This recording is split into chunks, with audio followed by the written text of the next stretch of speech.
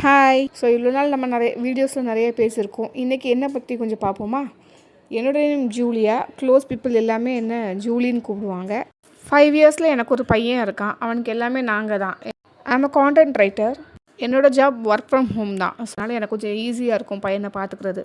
காலையில் எழுந்து குக்கிங் முடித்து எல்லாமே 10:30க்கு எனக்கு ஸ்டார்ட் ஆகும் ஒர்க்கு. அதுக்குள்ளே எல்லாத்தையுமே வைண்ட் அப் பண்ணி முடிச்சிடுவேன். ஸோ எனக்கு கரெக்டாக இருக்கும். அதுக்கப்புறம் அப்பப்போ பிரேக் எடுத்து பையனுக்கு லன்ச்சு ஸ்நாக்ஸ்னு எதாவது ப்ரிப்பேர் பண்ணி கொடுப்பேன். அதனால தான் நான் ஹெல்ப்புக்கு யாரையுமே வச்சுக்கல. குக்கிங் க்ளீனிங்லேருந்து எல்லாமே நானே பார்த்துப்பேன், நானே மேனேஜ் பண்ணிப்பேன். இனிஷியல் டேஸில் ரொம்ப கஷ்டமாக தான் இருந்தது. பையனை வச்சுட்டு ஒர்க் பண்ணுறதும் கஷ்டம் தான், க்ளீன் பண்ணுறது ரொம்ப கஷ்டம், ரொம்ப ரொம்ப கஷ்டம். அதுக்கப்புறம் போக போக அப்படியே செட் ஆகிடுச்சு. சரி ஓகே, இதுக்கேற்றாப்புல நானும் அடாப்ட் ஆகிட்டேன், பையனும் அதுக்கேற்றாப்புல அடாப்ட் ஆகிட்டான் வீட்லேயே இருந்ததுனால.